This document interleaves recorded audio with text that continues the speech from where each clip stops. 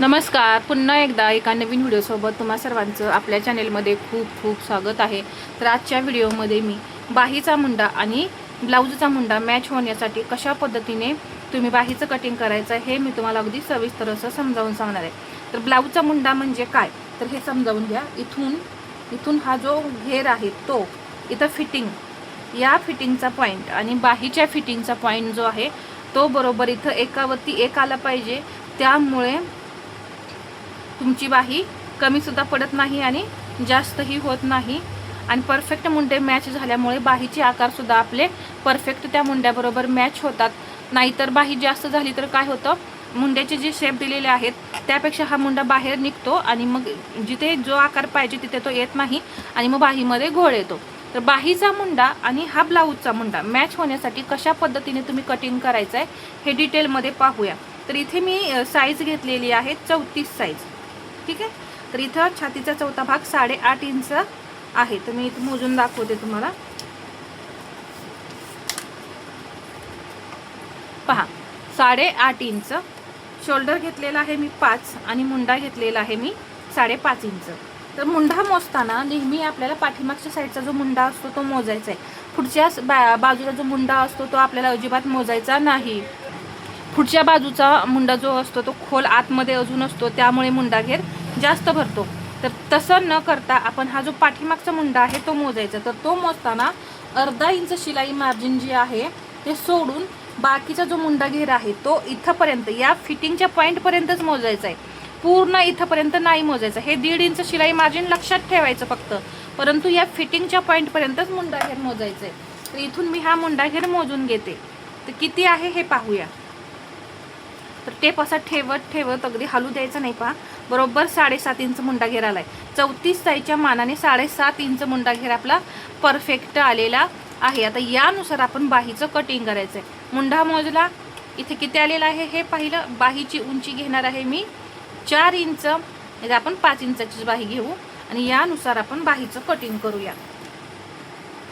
तर इथे मी पेपर घेतलेला आहे. ही बंद बाजू जी आहे ती आपल्याकडे ठेवायची आणि ही ओपन बाजू जी आहे, ओपन बाजू म्हणजे पहा इथे हे 2 पदर, या पद्धतीने ही दुसऱ्या बाजूला ठेवायचं. हे बंद भाग आहे तो आपल्याकडे ठेवायचा असतो. आणि इथे आता आपल्याला बाहीची उंची टाकायची. तर बाही किती घेणार आहे आपण 5 इंच, त्यामध्ये मी 1 इंच प्लस केलं, किती झाले 6 इंच. अजून एकदा असंच 6 इंचावरती मार्किंग करून घेऊन सरळ लाईन ओढून घ्यायची. ठीक आहे. सरळ लाईन ओढल्यानंतर आता इथे आपण कॅप हाईट घेणार आहे. मी तुम्हाला ही बाही त्या मुंड्याबरोबर मोजून सुद्धा दाखवेन.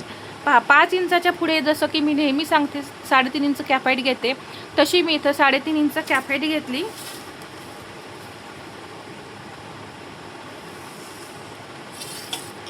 या पद्धतीने आता इथे मुंडा घेर टाकायचा आहे. मुंडा घेर किती आला होता 7.5 इंच. तर इथून जी मुंड्याची उंची घेतलेली आहे इथून मी या कॅप हाईटच्या लाईनवरती तिरका टेप ठेवला आणि 7.5 इंचावरती मार्किंग करून घेतलं. इथून पुढे हे 1.5 इंच मार्जिन आपलं घ्यायचं आहे. तर इथं आधी मी ही तिरकी लाईन ओढून घेतली. आकार देऊन घेऊया आधी 1 इंच आणि ही जी लाईन आहे याचे असे 4 भाग समसमान करायचे. तर 4 भाग समसमान करता येत नसतील तर याचा सेंटर करून 2 भाग तयार करून घ्यायचे.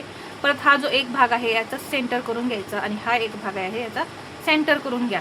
टेप दुमडून करू शकता, कसंही करू शकता, एकदम परफेक्टच असे हे भाग आपले येतात. अर्धा इंच एक पॉईंट वरती दिला, हा दुसरा पॉईंट सुद्धा अर्धा इंच वरती घेतला आणि हा तिसरा पॉईंट अर्धा इंच खाली घेतला. आता हे आकार देऊन घ्यायचे.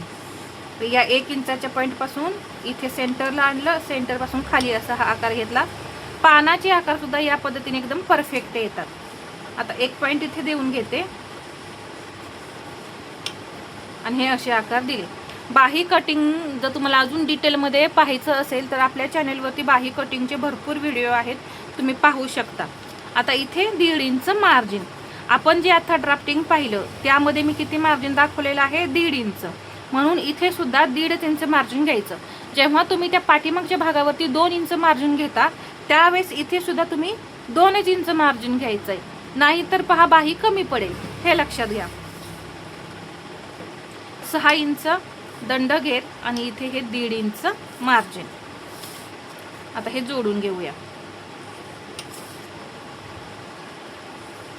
जोडल्यानंतर अजून इथे जसं की आपण मुंडा डाऊन करतो तसा हा ब्लाऊजचा मुंडा सुद्धा डाऊन करायचा आहे. ब्लाऊजचा मुंडा म्हणजे पहा, इथून हा जो आहे आकार इथपर्यंत, हा फिटिंगचा पॉईंट इथपर्यंत, याला ब्लाऊजचा मुंडा म्हणतात. आणि तो आपण बॅक पार्ट पाहिला त्याला ब्लाऊजचा मुंडा म्हणतात. हा पॉईंट आणि तो पॉईंट बरोबर मॅच झालं पाहिजे.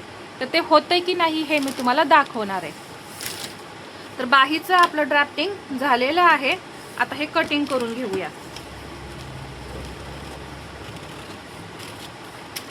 तर सर्वात पहिल्यांदा आपल्याला हा पाठीमागचा जो भाग असतो तो असा कट करून घ्यायचा आणि इथे हे या पद्धतीने ही बाही आपली तयार झाली. इथून सेंटरला एक नॉच देऊन घ्यायचा. आता इथे फिटिंगचा जो पॉईंट आहे इथे सुद्धा एक नॉच देऊन घ्यायचा. फिटिंगचा पॉईंटचा नॉच देऊन घ्यायचाच आहे. आता हा खोल खड्डा कट करून घेऊ.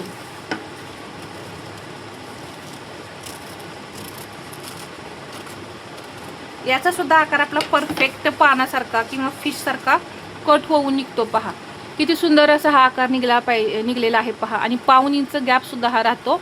एकदम परफेक्ट असं हे झालेलं आहे. आणि इथे बाहीचे आकार पहा, एकदम छान असे आकार आलेले आहेत. आता हे मी तुम्हाला मोजून दाखवते. तर हा आपला बॅक पार्ट. आता हा समजा तुमचा पेपर आहे, मी इथे बोर्डवरती हा बॅक पार्ट तयार केलाय. तर हा पार्ट इथे बरोबर आपला 7.5 इंच मुंढा आपण पाहिला, 34 साईज. आणि ही बाही सुद्धा आपण त्याप्रमाणेच कटिंग केली. तर इथे 1/2 इंच आपण मार्जिन सोडून मुंडा घेर पूर्ण इथपर्यंत मोजला होता. तर इथूनच आता हे दुमडण्यामध्ये आपलं शोल्डर जोडण्यामध्ये जाणार. इथूनच आता आपण हे बाहीचं मार्किंग चेक करायचं. तर ही बाही आहे, हा पाठीमागचा आकार आहे. तर बाहीचा सुद्धा हा पाठीमागचाच आकार घ्यायचा आहे. तर पहा मी अशी ही बाही ओपन केली. इथं सेंटरला आपण आधीच नॉच दिलाय. इथे तुम्ही पाहू शकता हा नॉच आहे आणि हा पाठीमागचा आकार आहे आणि हा खोल खड्डावाला पुढचा आकार आहे.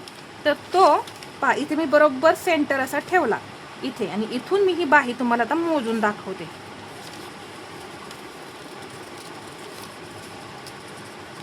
पहा झाला की नाही मॅच पॉइंट हा.